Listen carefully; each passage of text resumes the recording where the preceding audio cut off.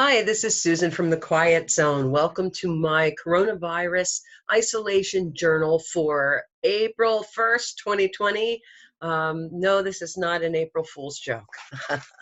um, Today, I would like to talk to you because now things could be starting to fray around the edges a little bit. We've been home for what, 2, 3 weeks, some of us, working from home, having family home.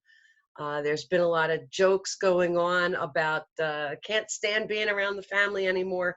So I think maybe today would be a good day to talk about conflict resolution and some communication skills. I know even here, my husband and I are kind of like, like, well, are you going to be working? And I'm out here and I'm all by myself and blah, blah, blah, blah, blah. And we've been having a little bit of not conflict, but it's a little bit of an eye opener. It's like, okay, so now we're stuck here. What do we do with this? Okay, there are only so many games you can play. There are only so many closets that can get cleaned out before you have to actually sit down and look at each other and go, okay, I'm going to talk to you. Um, so here are a couple of things that I could throw out to you to help kind of resolve it a little bit. First and foremost, whenever you are having conflict with anybody, and this doesn't just apply to family, while we're here stuck at home with the coronavirus, you want to have three things in mind. These things should be foremost in your mind at all times when resolving conflict. First of all, is to be calm. Okay, nothing is going to get accomplished when people are getting upset and ratcheted up and angry or irritated or frightened or whatever. The first things first, you must always be calm.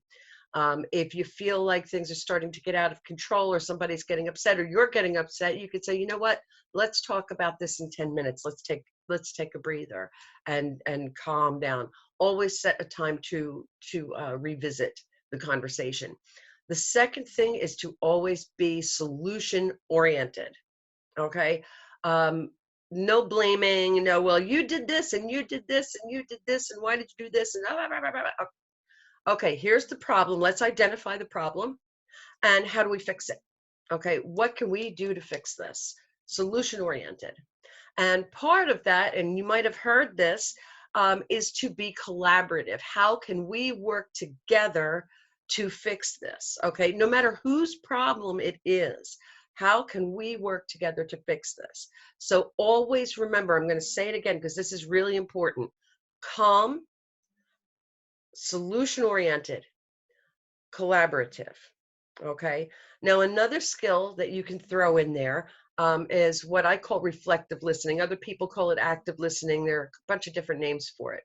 But that's when you reflect back to the other person what they're saying, because a lot of times when there's tension or conflict between people, one person is not feeling heard.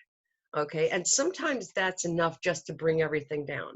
So it sounds like, it looks like, it feels like what I'm hearing is these are the types of phrases that you can use. So it sounds like you're upset that I was working so long in my office. It seems like you want me to be out here with you a little more often during the day. Is that right? Okay. Now, if you're not hearing what the other person's position is properly, I'm sure that they will be willing to tell you. And if you're not sure, ask. I'm not sure I understand what you want. Please tell me what you're looking for, and we'll see if we can find a way to make that happen. Collaborative, solution oriented. Okay. And those kinds of phrases are really, really good for working through things, because when you're having a give and take and negotiating, you want the other person to feel like their position has been heard. So it sounds like you're angry that I didn't wash the dishes today. It sounds like you're angry that you seem to be the person who's always taking the trash out. Is that right? Okay. Another thing that you can do is you have to be aware of where to set the limit. Okay, sometimes we do have to set limits on other people's behavior and set consequences. Okay, it can be difficult to know when to do that. However, like with your spouse, you might be willing to give your spouse a little more play than you're willing to give your children. Okay. So the children, you could say, wow, it sounds like you're upset. What is it that's bothering you? And it's probably because they're cooped up at home or they have to do home learning or whatever. And say, well, look, what is something that we can do that I can help you with to make that more palatable for you? But you have to set the limit that no, this is something that you must be doing. Okay. You have to attend your online classes. Okay. If you don't do your homework, I'm not going to let you play video games. Setting the consequence: calm, collaborative, and solution oriented. Okay, those three things, they're very important. Okay.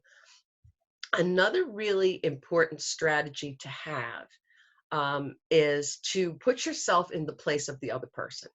Okay. So why are they feeling the way that they are? And you just heard that a little bit with the example of the child who's misbehaving and doesn't want to go to online classes. Of course, they're cooped up. This is atypical for their day. It's atypical of their routine. And that can be upsetting. So you want to validate that upset, that you hear it. Not that it's necessarily um, appropriate or accurate, but at least that you're hearing what it is that's bothering them. And that's where this reflective listening comes in. I'm hearing that, I'm seeing that, it sounds like you, okay? But put yourself in their shoes for a minute. So why is your spouse angry with you? Um, put that into your own motivations as well. What's motivating them, but what's motivating you? Okay, so why do I feel this way? What is it about this situation that's bothering me? Okay, because sometimes we're the ones who are bringing the upset to the table because we're upset about something. Our routines are interrupted. Um, so make sure you try to understand your own motivation and also to talk to the other person about what their motivations are, what's going on with them. And sometimes it's easy to understand. Like I know, let's just say, for example, my husband has not been able to go to work for 3 weeks. Okay, he's getting frustrated. This is part of his routine. This is something that is normal for him, and also for men. Bringing in that money and working is part of their biological hardwire. Uh, Back in the days when we were hunter gatherers, the men were the ones who went out and got the meal, got the food, they did the hunting. Okay. So that is something that is hardwired into us. So that's got to be an issue for him, is not to be able to go out and to bring in, be a breadwinner. Okay, doesn't mean he has to be the breadwinner, because in our day and age now, everybody's contributing. But that still is a biological need, is for the man to go out and be the breadwinner or a breadwinner. So that's got to be really tough if they can't work from home. The other thing is too, is that because it's outside of our regular experience, we don't know always what to do with it. So have a little compassion for that person. Walk a mile in their moccasins, so to speak, and see what it is. What is it that's bothering them? And what is it that's bothering me? And again, come to the table with an attitude of being calm, of being solution oriented, and being collaborative in the solution. Okay. One last thing is that we mentioned about setting limits before, and it can be hard to know, again, where to set the limit. You want to have that compassion, okay, and that empathy. So what position, where are they coming from? What is it that they're feeling? What is it that they want? Okay. But sometimes we do have to set hard limits, okay? And there may be times when that can be a sticky situation. For example, I usually use the rule of thumb: when somebody else's behavior negatively impacts you, that's when it's time to set the limit. But sometimes you might want to let your compassion come into play. So you're going to say, well, yes, their music is just bothering the hell out of me, but that's how they're coping with this situation. How important, and using what my clients will know, the power questions, how important is this really?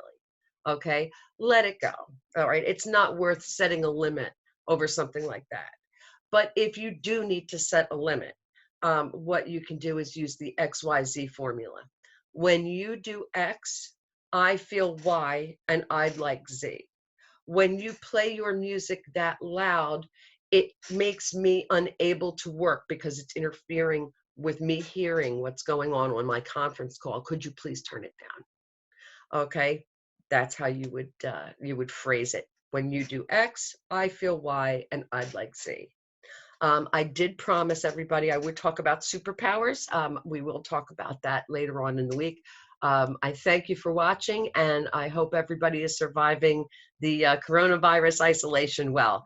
I will speak to you soon. Namaste. Have a wonderful day.